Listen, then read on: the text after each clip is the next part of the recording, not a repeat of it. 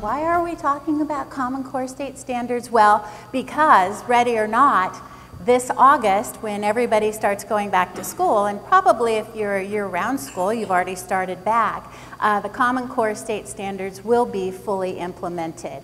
And this is the implementation chart for the Common Core state standards from the California Department of Education. And probably the most important thing for you to notice right here is, guess what? Tests. The real tests, not the piloted tests, will be happening this spring. So ready or not, we are to be implementing the Common Core state standards, writing our IEP goals to those standards, and doing whatever we need to do to help our students achieve the standards.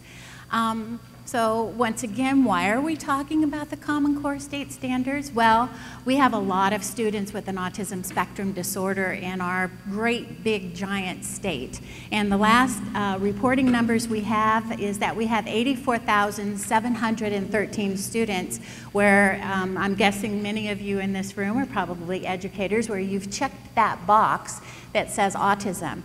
Does this cover all our students with autism? No, because we have lots of students who are on the spectrum who don't qualify or require or need or are receiving special education services. It's always important to remember that just because you have a disability doesn't mean that you're going to be in special ed, right? That disability has to impede your ability to learn, succeed, and achieve the standards.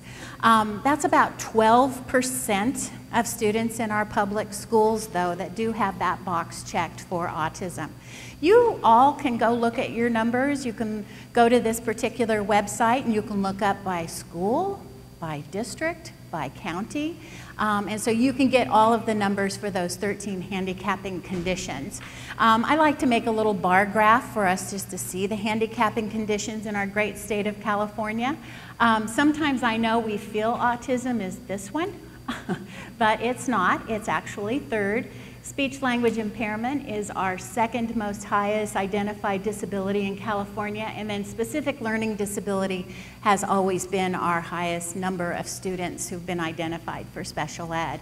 My hunch is a lot of these students here probably have autism, but because when they're little, right, what are the first things that we see with our students? They have some kind of a language and communication difficulty. The first referral either to the regional center or if they don't get identified till later to the school is what? Something's going on with their language, right? So I think a lot of these turn into that a little bit later on. This is just a little brief overview, which is important as we serve our students in the Common Core State Standards classroom, is these new statistics that came out in the monitoring report by the CDC, March 27th, 2014, this document came out. This is just a little summation. I read the report so that maybe you didn't have time to read the 170-something page report. We know that ASD is 5 times more common than boys. Remember that used to be 4 times more common. White children are more likely to be identified as having ASD than our black or Hispanic children, and I don't think I have to tell you why, but I think there's some kind of a racial and socioeconomic issue going on there as well, and I think there's some actions that are taking place to try to improve that. I'm going to talk on the next slide about levels of intellectual disability, but we have some new numbers on that. And that we know, unfortunately, this study really showed us that children with ASD are diagnosed after age 4. Why is that important? We now have some amazing long-term studies. Catherine Lord just published a really big one, and it was fascinating to hear her speak because she's known these students the whole 20 years. And so she had these amazing videos of these individuals growing up over time, but the outcomes weren't good for the students who did not get early intervention. That's how critical this early intervention is. So that's one of our missions for the state and for our autism initiative is we have to identify our students sooner and give them that early intervention to improve outcomes as they become young adults and move into society and grow. The intellectual abilities is important for us to remember. 31% of students with an autism spectrum disorder were identified as having IQs in the range of intellectual disability, and that's less than 70. 23% are in the borderline range. Those are the ones that are between an intellectual disability and that low average range. And then we have 46% in the average or above average range. So there's a wide range of students in our schools with an autism spectrum disorder. And that's what I think also makes it rather challenging for those of us who are serving our students, whether you are serving them in the schools or in clinics or in other ways that our students are being served. So although every student with an autism spectrum disorder is unique, school is challenging for most students with an autism spectrum disorder. And I have to be careful, so I put most in writing. What I'm willing to say as a professional who's been doing this for 30 years is I think all students with an autism spectrum disorder have some degree of challenge in our schools. These social communication and social interaction deficits, these core deficits, really do impede their ability to even manifest a low average or average cognition, and I think you all know that as well. So we're going to talk more in a few minutes about why school is challenging for the student, but you came here to learn a little bit about Common Core State Standards, so I'm going to tell you the little story about it. In 2009, the Council of Chief School Officers and the National Governors Association Center for Best Practices, they meet and they just said, we can be doing a better job in education with our students in our states. I think some people like to call this Obama Core because lots of presidents actually, try to, we had George Bush who did No Child Left Behind, and I think lots of presidents like to leave their mark on education. But truly, if you really look back at the Common Core State Standards movement, it really started with this governor's meeting saying we want to do a better job in our states with our students. So in 2009, after they had this really high-level committee get together that had a lot of different experts part of it, they developed the College and Career Readiness Standards, and those were released. Now, why are those important? They're important because they are the foundation of the Common Core State Standards. Now, I know you can't read this, that's why I put the website there. But basically what they've done is they said, in order for us to educate an individual in our public school system, right, and get them prepared to do what? To go to college, either a 2-year or a 4-year, or to prepare them to go on to have a career, these are the standards that we need to help them achieve. So I think for me that really helped me understand the Common Core State Standards, because if you were to print them out, you're going to get thousands of pages and you're going, where the heck did they come up with all of this? So I'm going to read a few of these for you. Let's start with, say, the speaking and listening. So, prepare for and participate effectively in a range of conversations and collaborations with diverse partners, building on others' ideas and expressing their own clearly and persuasively.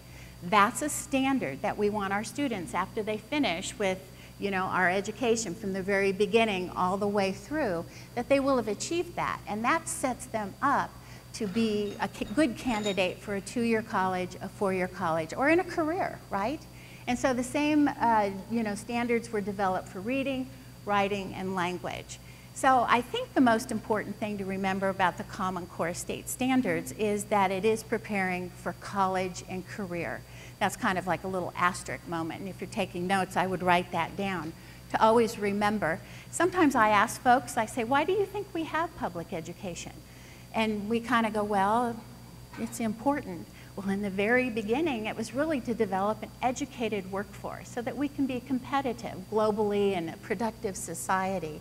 And so we're kind of like recalling back that original, that we want to prepare everybody to have a quality of life that includes participation in the community at their most highest personal potential, to really do their best at a career so that they can do what they want to do and they're prepared to do that.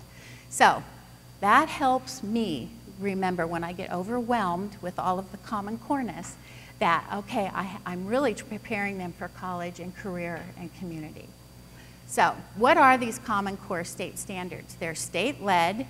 In 2010, 43 states have adopted the same standards. So there's a lot of other states in the United States, and here they are, that actually kind of started all of this, maybe in 2010. So they might be 2, 3, or 4 years ahead of us. So you can see the states that said, we're not going to do it. So we have Alaska. I don't know, maybe it's too cold up there and they don't want to deal with it. Texas, you know, they're the Lone Star State. They do whatever they want. Oklahoma, they don't want to do it. They actually just backed out. Interesting. There's not a lot of revealing about why they did participate or not. When we look here, I always ask those of us in California, we go, which one of these is this? Which M state is this? Who knows which one that is? Right, Minnesota, good. Usually we go, well, it's Michigan or Minnesota. It's over there. We're in California. Then we have Indiana. And Indiana said, no, we're not going to do it. And they did say, it just costs too much money. We can't do it. And then we have Virginia. So those are the states. But we've joined 43 states. So that's what a standards page looks like. So if you were to print these out, those of you in here who are not in education, and this would be a sample page. And so you can see we have a continuum. So we have these key things to learn. So do you see the concept is starting in kindergarten with prompting and support, retell familiar stories with prompting and support. But guess what happens in first grade? Just retell them. So we're going to teach and prompt. Now we're having some expectations. And then here we're going to say ask and answer questions about it. So every year a standard develops into be more complex and more independent for the student. There's an app for that, of course. The Common Core State Standards has an app, but you will want, if you're from California and in California, the California app. I don't know why you would get the free eStandards Lite. It's like, oh, wait, I'm missing Math 1.2, but I guess it's the light version. So I splurged and personally spent 99 cents, even though I'm a state employee. And you can get it free from the Sacramento County website, so you can download it for free. The reason why it's important to get ours is we were all given, all of those 43 states, the opportunity to change 15%. And so California said, yeah, we're changing 15%. So if you were to download the other one, you know, I wouldn't do that. I would do the one just for California. So why are the Common Core State Standards so amazing? Well, they're internationally benchmarked. And so the concept was we weren't competitive globally. When you look at countries like Finland, they are far exceeding their outcome expectations for the students that they educate. And so they were internationally benchmarked right, because we're a global world now. We're a global economy, and we have to prepare all of us to participate globally. There's consistent expectations no matter where you live. So what was happening before is students who were moving from state to state, right? Uh-oh, what am I doing here in this state? Now, I guess if you live in Oklahoma and you come to California, you're not going to be in good shape because they aren't doing the Common Core. But basically, the 43 states will have reciprocity, so students can settle in, move in, and really be able to pick up, rather not lose a lot of time. They're evidence-based and research-based, remember, because they're based on the college and career readiness, which were developed with research.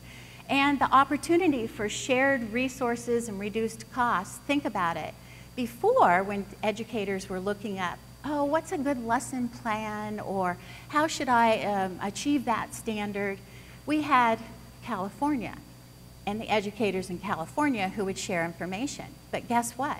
Now we have 43 states where we can all share ideas. And I have to tell you, if you Google Common Core State Standards Speaking and Listening 4.1, you'll come up with all kinds of ideas about how teachers who've already been doing it have come up with ways. So it increases our capacity and our confidence at doing these.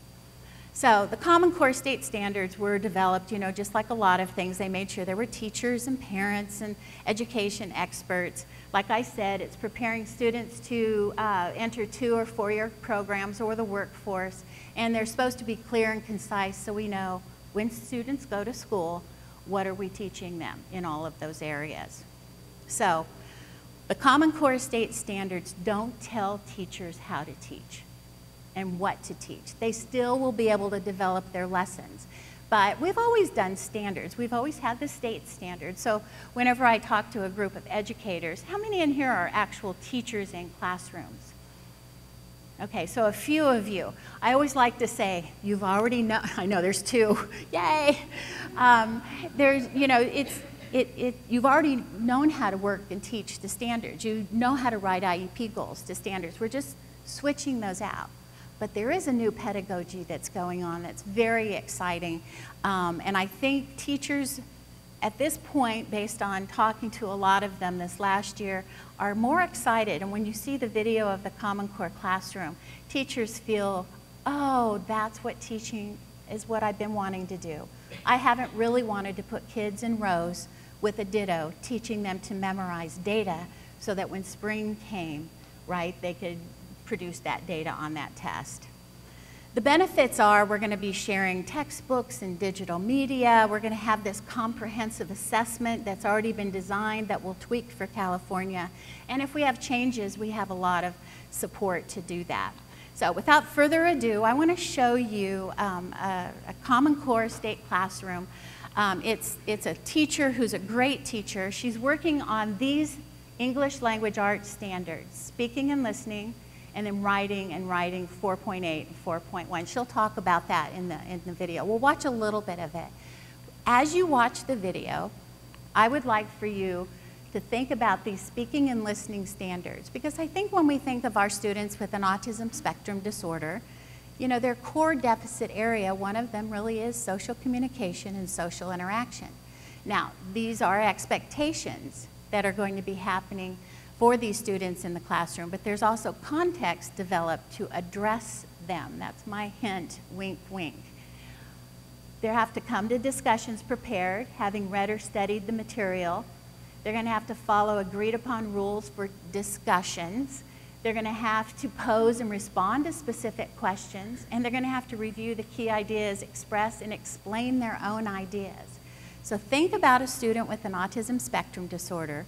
Pretend they're in this wonderful classroom, and think about the challenges and the wonderful opportunities that are available for them in there.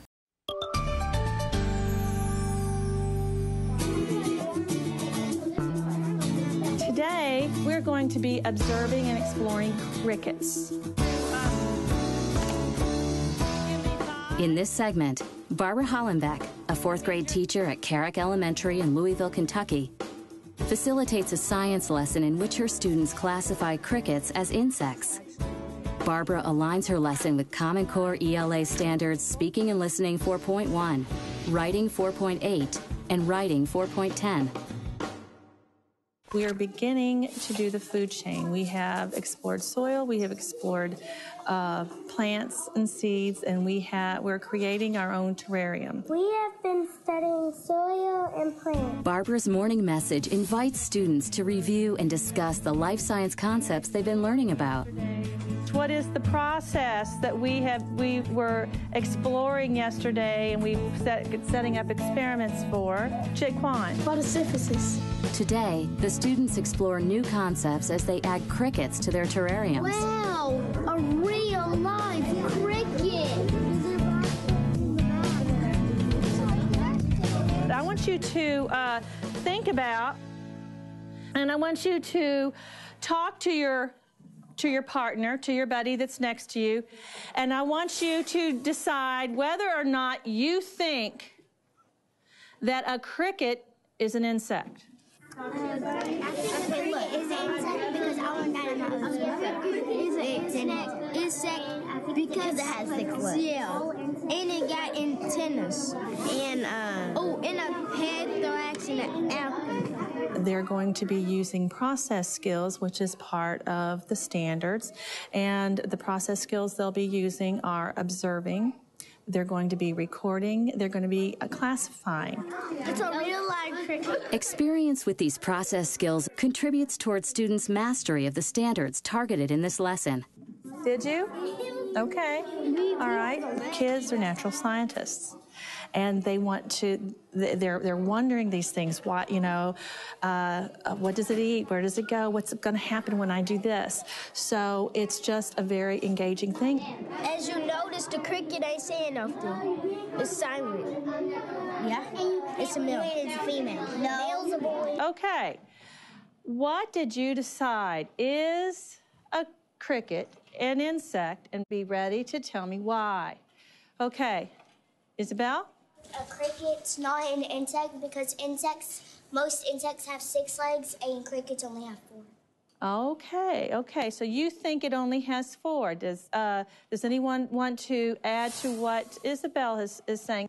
I don't agree with Isabel because the cricket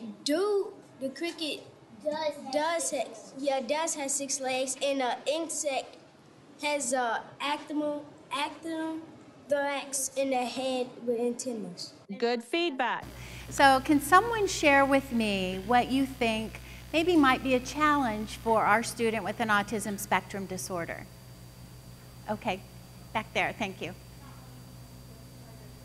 Not wanting to justify their correct answer. And we're going to talk about evidence-based practices that we can put into place on that. But they'll be in that setting, but you're thinking, I'm consulting in there. That might be tough for him. Which evidence-based practice might I use to support them in there? Does it mean they shouldn't be in there because that's hard for them? No, but it's a wonderful opportunity for us to teach our students with an autism spectrum disorder in the natural context, in the functional, meaningful context in which they're going to use that information. So, thank you. Oh, speak loudly. The give and take of conversation might be challenging because they had to do that with the teacher and in the small group. However, do we have evidence-based practices to work on that and to teach them that? Absolutely. Yes.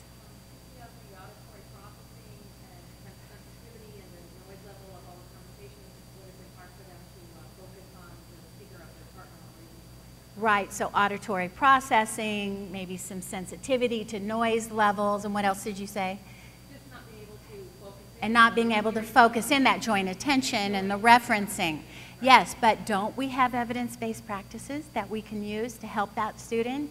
So I think when I look at Common Core and I look at he can't be in here because he can't focus and he can't use that sound, right? Hard to hear, and he has maybe noise sensitivities, or he doesn't have the ability to participate or engage in the conversations.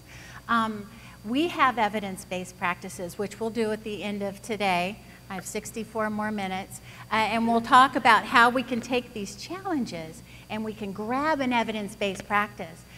My background is speech-language pathology, so back in the day, when I walked in classrooms, I'm going, there's no context for communication. And it was a lovely, directed classroom with lots of progress. The teacher was teaching these kids information, and they were sitting there and learning deeply the information. I had no context for communication, yet I had a student with an autism spectrum disorder where I needed to work on social communication and social interaction skills, but there was no context for me to do that. Now, think of a speech-language pathologist, an autism consultant, the teacher, everyone who walks in there, and we want to support our kids to participate. Now we have a context for communication to work on these important skills, because that's more life, isn't it? That's more what life's about, is think about when you're at a job and you're at a meeting and you're having conversations and you're paying attention to your boss or not. So those are good points. We're going to do another video. We're going to make a list of all the challenges, and then we're going to use this document to match an evidence-based practice and show how Common Core classrooms are going to give us, hopefully, the context in which we can work on the core deficit areas of our students with an ASD. Just briefly, we have new tests. So everybody who's ever heard of STAR testing, we don't have STAR testing anymore. It's now called CASP. It's the California Assessment of Student Performance and Progress. And we also have a new alternate assessment. So if you remember our students with intellectual disabilities, the most significant cognitive disabilities, we're taking something called the CAPA. And now we have another alternate assessment that's being developed. So we have 2 assessments. So we joined this Smarter Balance group because they've already got the Common Core State Standards assessment, and then they are helping us design ours so that the 15% we changed can be, you know, really reflected in that. So we joined them. We didn't want to reinvent the wheel and spend all of our time in California developing our own assessment. So we joined this and we're tweaking it as we speak. So if you have any questions about assessment, I've given you the website and you can go read to your heart's desire. So as we move forward with the alternate assessment for our students with the most significant cognitive difficulties, the one thing that's exciting is that it's going to come with a companion curriculum. And never before have we ever had a companion curriculum, really, for our students with the most significant cognitive disabilities. We joined another consortium called the NCSC, the National Center and State Collaborative, that's helping us develop this alternate assessment, and I think they're still working on it. So that will happen technically next spring as well for our students. I think the one thing I appreciate when I read the National Center and State Collaborative work about our students with the most significant cognitive difficulties, and I think that's why I mentioned the intelligence abilities that we found out on the last is, you know, we have a lot of students with autism who do have an intellectual disability, and so we need to remember that and make sure that we're meeting their needs as well. The NCSC system of curriculum is really based on communicative competence. Now, why is that important? Why am I excited? Not just because my background's speech and language, but it's saying communicative competence. Without communication, students cannot access core content. All work must start with competent communicators. That's really important, especially as we think just about our students with ASD when that's one of the major core deficit areas. So now we have the Common Core coming saying, oh, communication is foundational. So that supports our service and delivery and attention for our students with an autism spectrum disorder. It's kind of up in front. Before, I was spending a lot of time going, guess what's really important? Speech and language, language and communication, communicative competence, social communication, social interaction. Now it's there. And that's, to me, very, very exciting. So we don't have to kind of move through any kind of a barrier. There's this whole document about the Common Core State Standards for our students about communicative competence. And here's the one important thing that's said. Students with significant cognitive disability should have effective communication systems in place by kindergarten. I have to tell you, when I do this for educators, those preschool teachers and the kindergarten teachers are going, really? I mean, they're doing the best they can, but they're saying, remember, we are working on some very intense speaking and listening and skills in kindergarten. They have to be ready to participate at the highest level. And, you know, it goes through things we already know, that communication at some level and using assistive technology or alternative and augmentative communication is going to be supportive. And we know students, everybody needs to communicate about everything all day long. And it has to be an immediate objective, really, for our students to get the communication up and running, whether our student is nonverbal and they need you know, alternative and augmentative communication. And I do have to kind of say one thing. Sometimes at the Diagnostic Center, when they refer students, they go, what mode of communication does this student need? And I go, probably several, right? So sometimes the augmentative and alternative communication device might be working and be the best thing in that technology. Sometimes it may be a picture communication system. Sometimes it may be just choices. Sometimes it may be the teacher going, do you want this or that? So a range of communication that's appropriate and most effective for each context, just like you have a range of communication. But it has to be a priority and a focus. This is meant for all students with significant cognitive disabilities, but today we're talking about just our students with an autism spectrum disorder. And so I feel like it's very supportive of the direction we want to go from the get-go with our students. I'm not going to go over all of this because it's just saying how important communication is. And then, of course, with the Common Core, it's really important with this NCSC model, this for our students that we've adopted to serve our students with significant cognitive disabilities, is that we're going to be, getting their needs met as we always have through that IEP process. On the NCSC, I showed you before, for our typically developing students, we had college and career readiness standards. But now look, we have community here. So that's an important feature for us to remember, that it acknowledges in our school system that we're not only going to expose our students with significant cognitive disabilities to the standards, but we are preparing them for the community as well to meet their own personal optimal potential. And we know that life beyond high school is more than just going to work in college, it's participating in life. Looking at the instruction for our students with the most significant cognitive disabilities, this is something that it's important to remember, is that we don't have separate standards for our students with significant cognitive disabilities. They will be having access to grade level content lessons. They're going to have the needed accommodations that are required. They're going to have systematic evidence-based practices, which, I always, Patty Shetter and I are always going, oh yes, evidence-based practices. We need to use these for our students with autism spectrum disorder, and how wonderful that it's written right here in the Common Core state standards.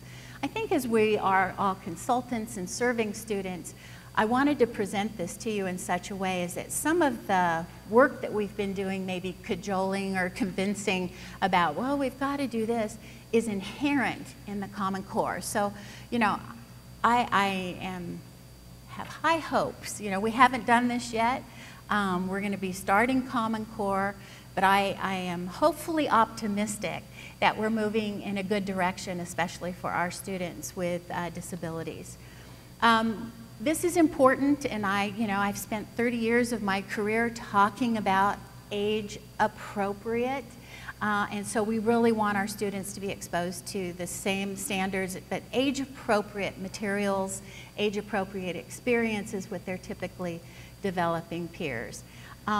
It's important too, and this isn't from me, so I hope I keep reminding you that the Common Core state standards are saying this. These are all the things we've been saying all along, and now they're in agreement with us. To have shared learning experiences with same age peers, to provide opportunities for these social skills and to practice essential communication skills. I'm not saying that students with autism spectrum disorder shouldn't receive, direct instruction, and sometimes we do have to kind of go, well, let's go over here and kind of get this one going. But ideally, isn't the whole point that they use it in a functional, meaningful, that they generalize it into real life so that it's meaningful? Sometimes when I watch Opening Circle or I watch a social skills group and all the students have autism, the only people practicing are really the adults. And I say, there might be a better way for us to really work on social interaction and social communication skills. And now the Common Core state standards is helping us see we have now open doors to really practice these, because our students should be with typically developing peers in the least restrictive environment. How do we do this? There's something called universal design. This was developed in the early 1990s, and we were in special ed. We've known about these forever, but guess what? All the training for general education teachers now, they're now being exposed to it. The general education teachers now with the Common Core are being told, we would really like to kind of go back to the spirit of the federal law, which said, let's see if we can help our students, once we've kind of basically, the point was to get them out of the institutions in these segregated environments, to get them back into school with the supports and services and the special ed so that they could too participate in their community-based schools. I think along the way has been paved with good intentions, because we were saying, oh, well, you're special and we're going to give you real special stuff over here and special stuff there. I think it's not that we're not going to still have the continuum of serving students as appropriate right, to reach their IEP goals and their own personal potential to achieve the standards. But we're also going to really start thinking about, can we really see if we can get them to hang in this classroom and participate with their same age peers, to be exposed to role models, to use these evidence-based practices to support them so that they can have continued learning. I mean, we're just kind of trying to get back to that and not start with so much special stuff, and really start with how can we make this work. So Universal Design for Learning is really the resource tool, and this was just released, I think, just about 2 months ago. It's brand new, completely updated, and it's everything you want to know about how to provide accommodations and ways to teach all kids to learn. The general ed teachers are being told, not just about kids with autism, but all individuals learn, and you learn uniquely. Everyone in this room, as we know, I'm not going to go into learning styles, but we all learn differently and we have different strengths. And we all have some little glitch that we've learned to compensate for. So the Universal Design for Learning is helping teachers say, I have this classroom and my role now is to meet all the needs and the diverse learning needs of all my students, whether they're in special ed or not. The multi-tiered system of support is also really what the California Department of Education has supported. I think one example might be recently, and it didn't take off too much in California, but the response to intervention, raise your hand if you know about RTI. So just a few of you, there were pockets that were really doing it, and other states really took off and they did it. That model is really for those of us who are in education to say, you and you probably need a little bit of help.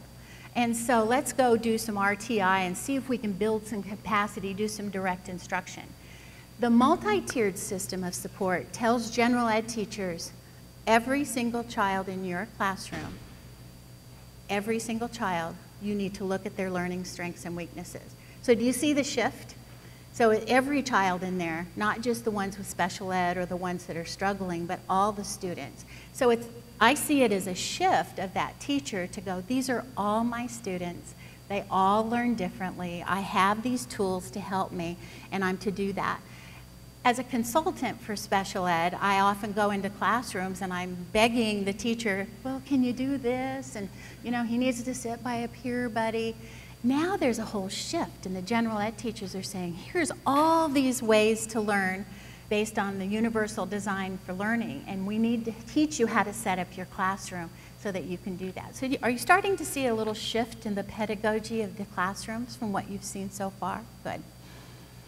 So implementing the Common Core state standards really is that all students are being identified, that we have these teams that are using Universal Design for Learning, and that the instruction really is built into these grade level lessons, that all kids get the accommodations that they need, not just those who have an IEP and they have the accommodations list.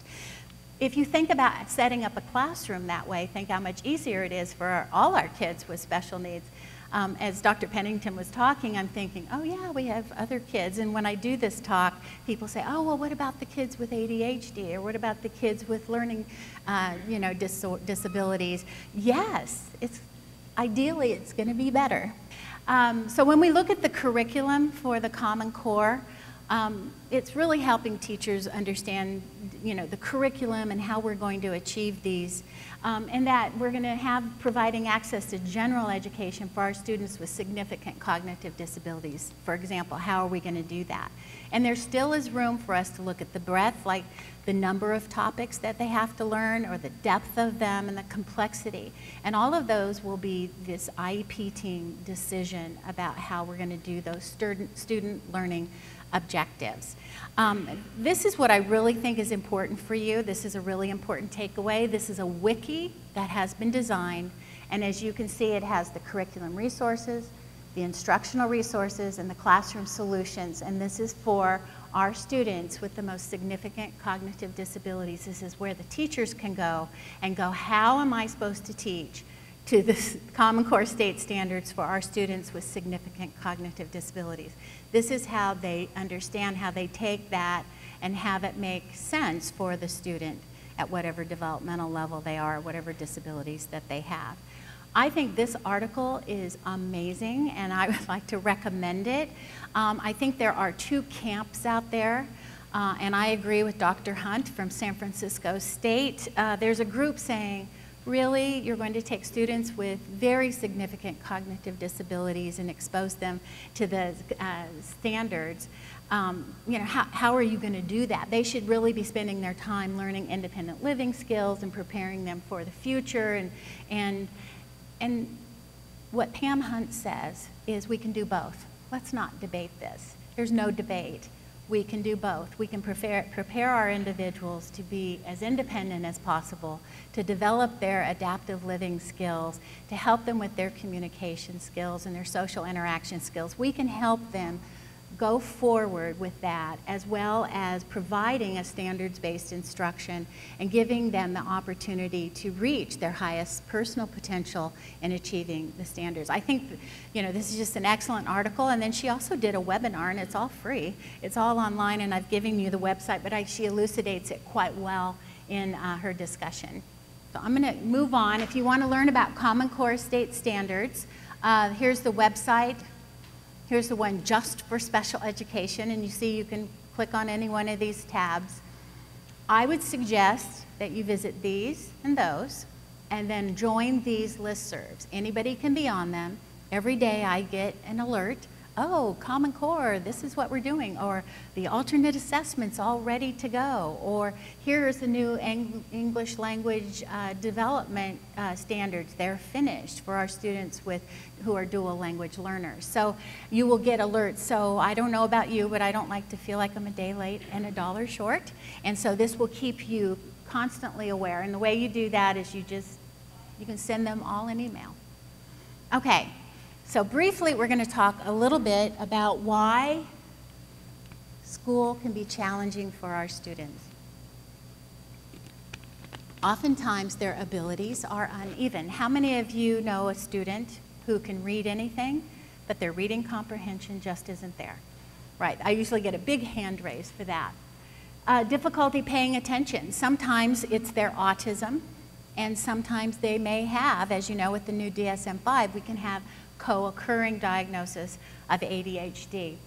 We know students with autism tend to learn better visually, and what are our classrooms? Auditory, verbal.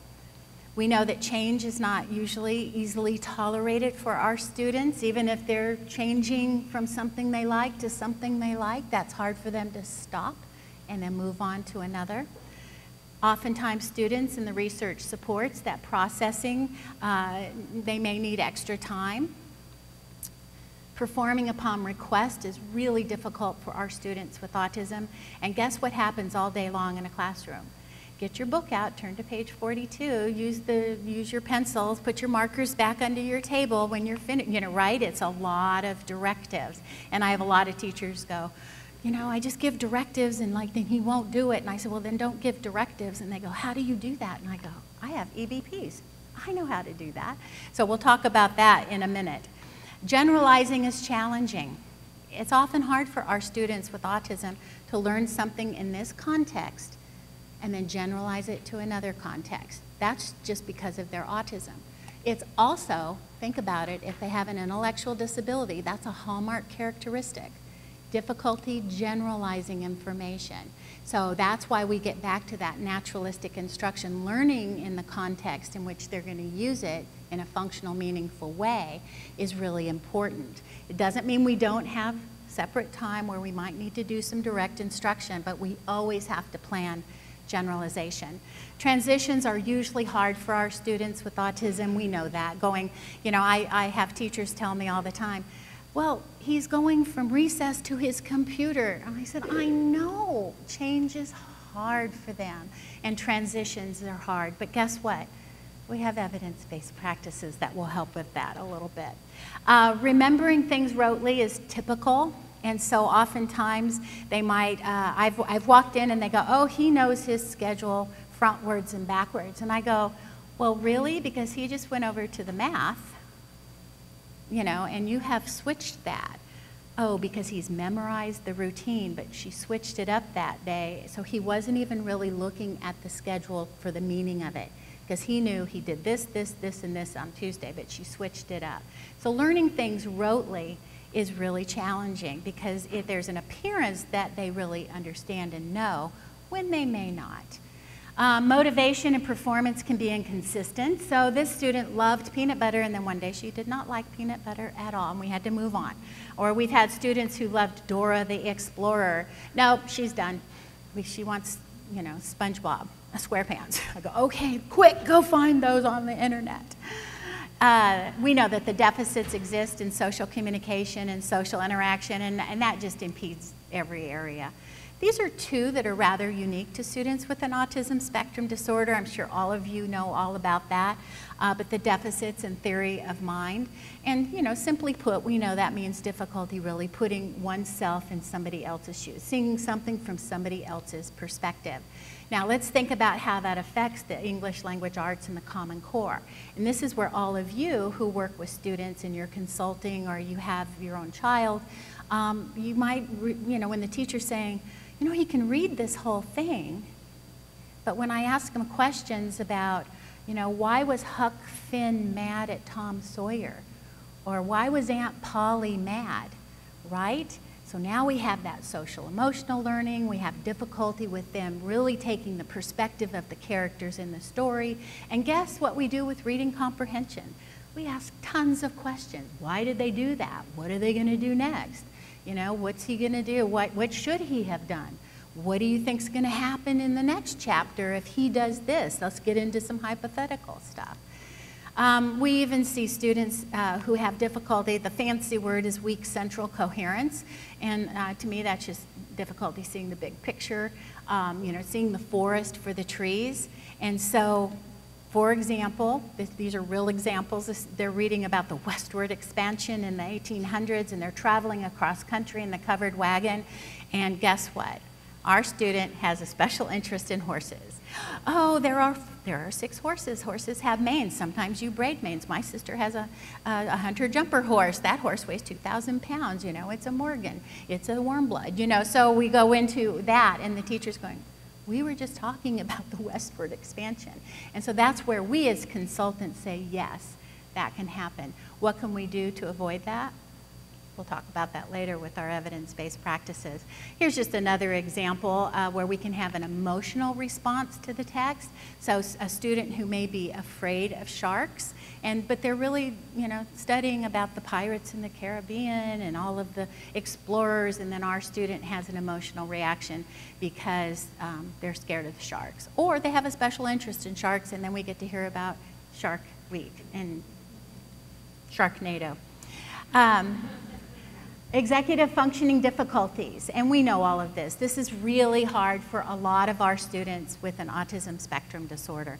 Organization and working memory and inhibiting and time management, really starting their work, staying on their tasks, being able to organize themselves, and then as they get older, they have long-term tasks that they have to plan. So these executive functioning difficulties. But you could see in these Common Core classrooms, that's really what it's going to be all about, right? It's going to be all about learning these topics in a really deeper, over time way, which will be good for our students. So let's talk about how these classrooms are going to be different and whether or not they're going to be good for our students or not. So the good news is, I think, greater detail and deeper understanding. That's going to be good because they're going to cover fewer topics. We're going to stay on them longer, and as long as our student with an autism spectrum disorder likes the topic, we're going to be able to do really well with that. So it gives us more time to kind of be there with it, and guess what? We're reducing the number of changes and transitions in the topics, right? So I'm like always thinking, oh, this has got to be a good one. There's a very strong focus on nonfiction reading. Some of the critics are saying, well, Common Core, you know, they're not going to get the opportunities to do the works of great literature like Shakespeare or Catcher in the Rye. There's still going to be opportunities to read the great works of literature. However, the majority, it is true, of the reading will be on nonfiction material. Why? Because Common Core state standards are preparing for college and career. And what do we read? What are you guys reading? Hopefully you're reading my handout. The handout, we read charts and graphs like this evidence-based practice graph. They're going to be reading essays. They're going to go into the internet and Googling things. They're going to be doing blogs and journals and maps. When you go to college, what do you read? You read college books, you read peer-reviewed journal articles. When you go to a job, you read your employee manual. So really, the concept was we're really preparing them to really understand and use nonfiction reading.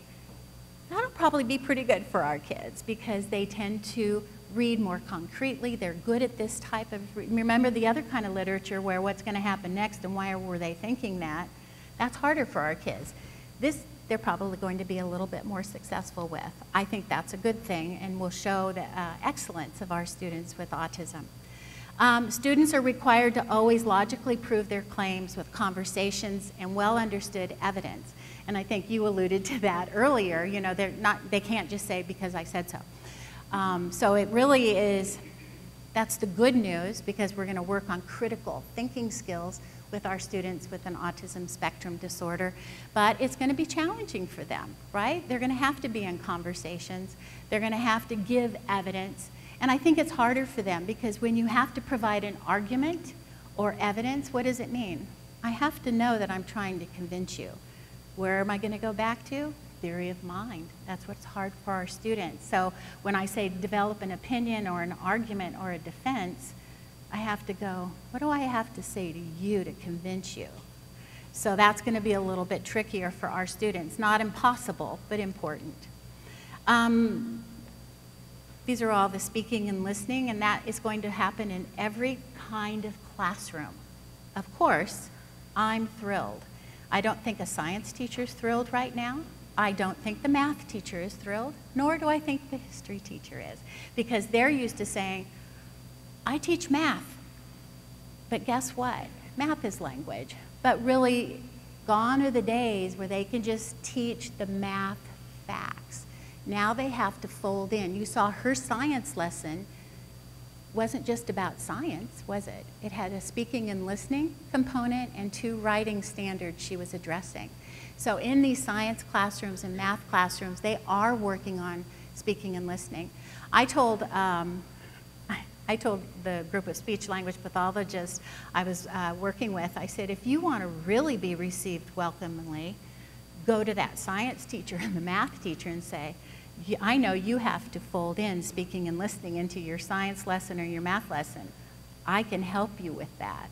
And so I think that's going to open some doors because in the end, when you talk about math, isn't it to explain something or prove something or describe something, right? So now they're saying communicative competence. Remember, it's the foundation of the Common Core State Standards. And then technology is part, if not of every single standard. So when you read the standards, it's going to have all the, and then it'll say, go look up on the computer on the internet, or write something about that, or work with a partner to create a graph showing such and such. So we are trying to move into the 21st century with the Common Core State Standards because technology is part of all our lives. Almost every single person here has a piece of technology. Life skills are emphasized across subjects, and so that means, as I said, the speaking and listening and the writing standards are infused in every topic area. I think this is great because now we have these core deficit areas of our students with social communication and perspective taking. We now have context that we can work on these more often throughout their school day. And these are just examples in the writing standards. They have to do shared research in kindergarten. They have to write opinion pieces in 5th grade. And in 9th grade, they have to write arguments.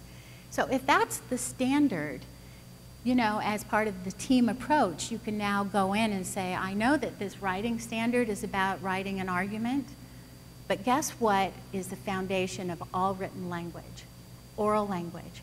And so I'm always telling my teachers when they go, he can't write all this. And I go, well, oral language is the foundation of written language. He can't do it orally either.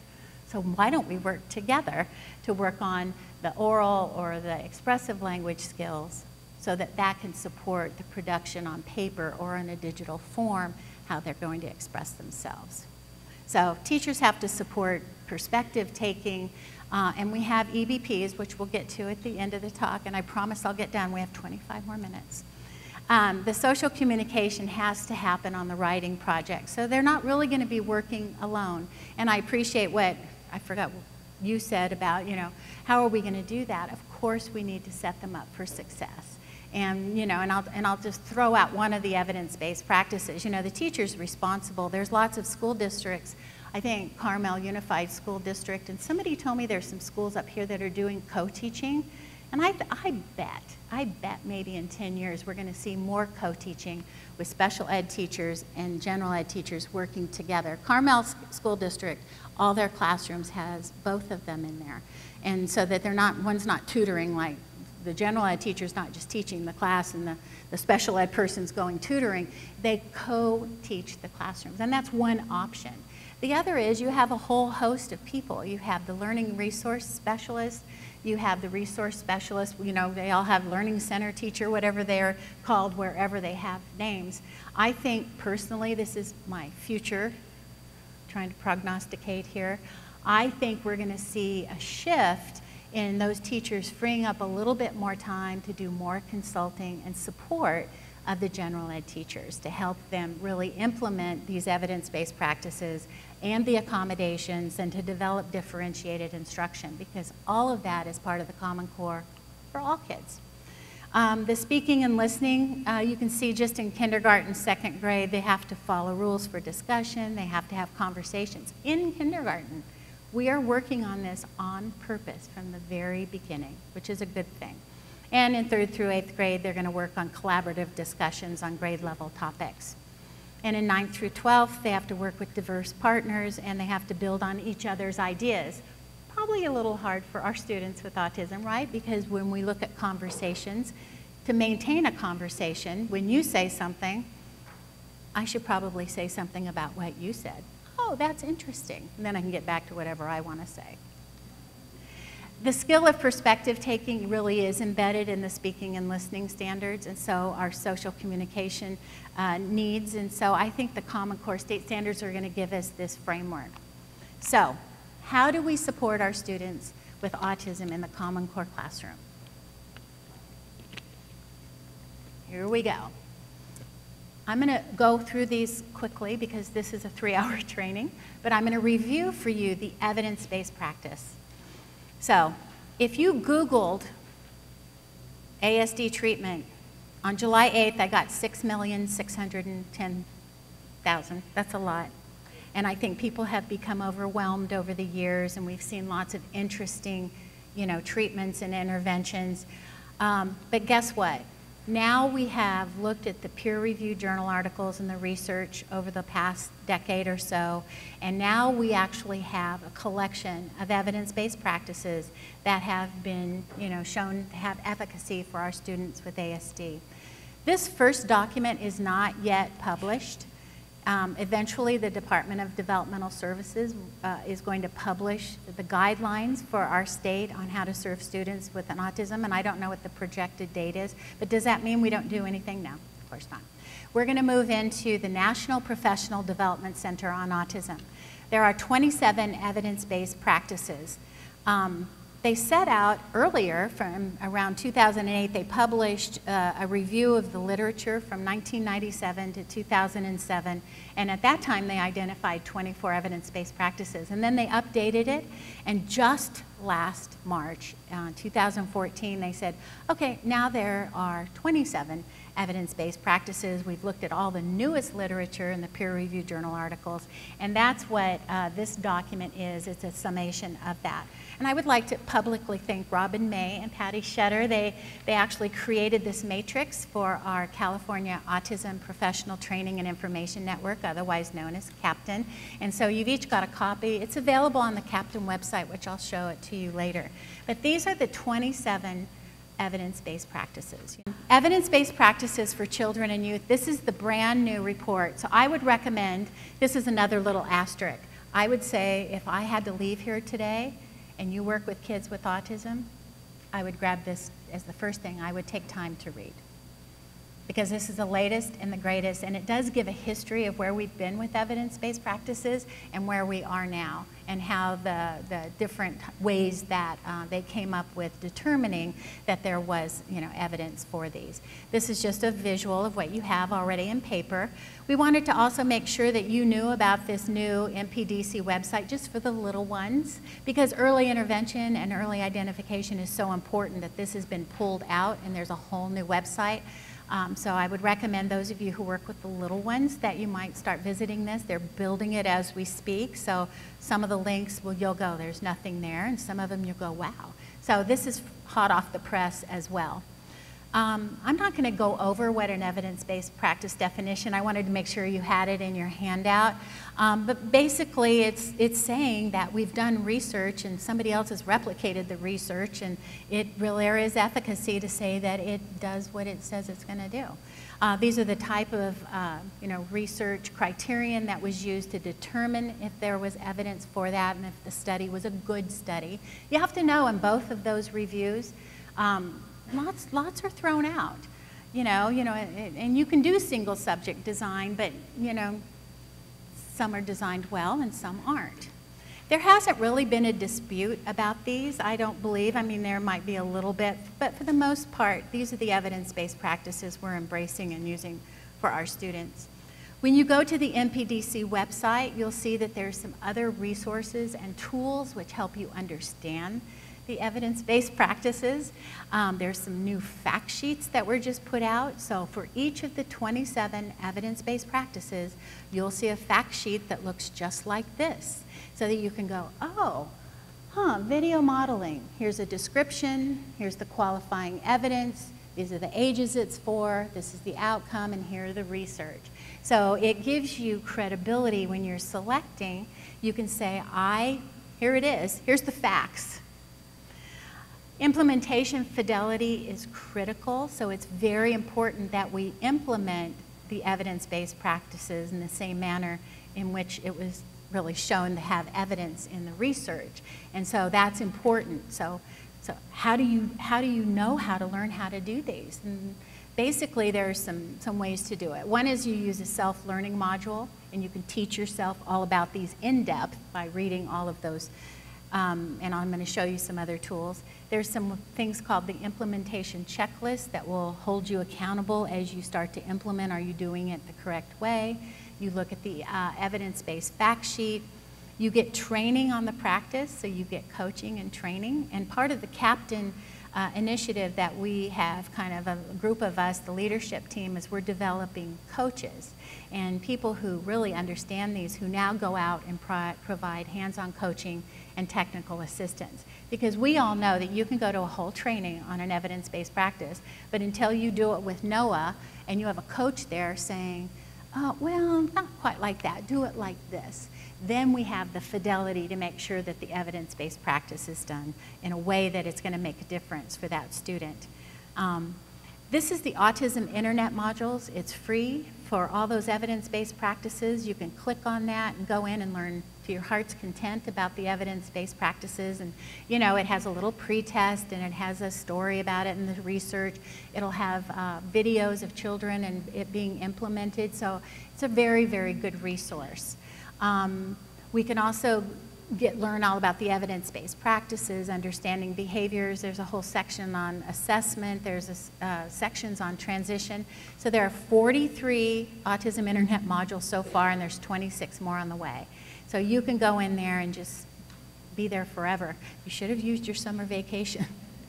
I tried it, I'm on their list, and so I get they go, oh, we've just posted another one, and I go, okay, when am I going to do that one? You can also use the brief package, and so for each of the evidence-based practices, you can go to this website, click on the brief, you open it up, and it says, here are the exact steps. Number 1, identify a target behavior. Number 2, define and describe the target behavior. Step 2, acquire a video recording device. Can you tell they did not leave one thing out of this step by step?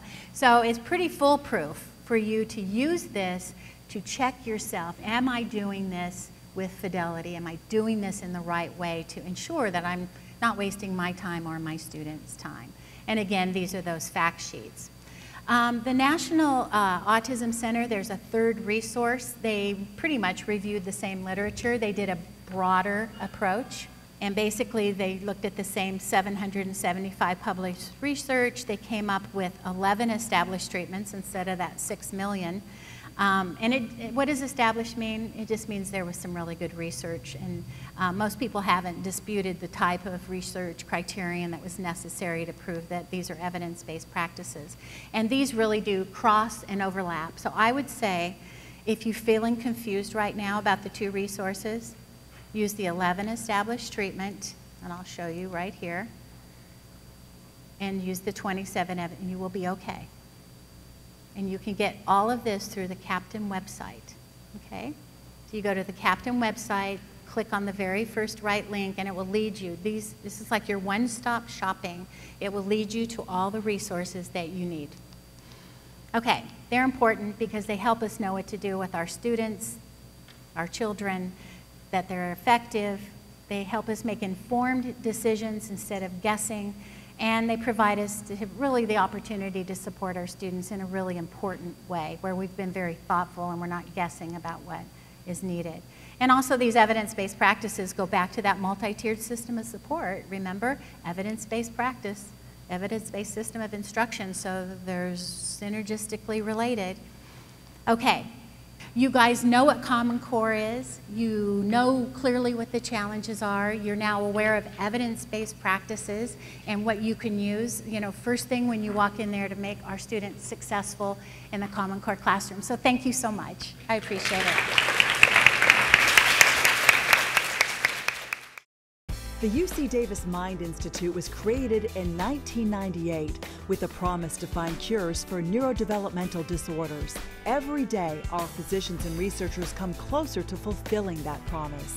Their groundbreaking research on autism, Fragile X syndrome, chromosome 22q11.2 deletion syndrome, ADHD, and other brain disorders are helping children achieve their fullest potential. Please visit our website to find out more about current studies, upcoming events, and how you can help make a difference.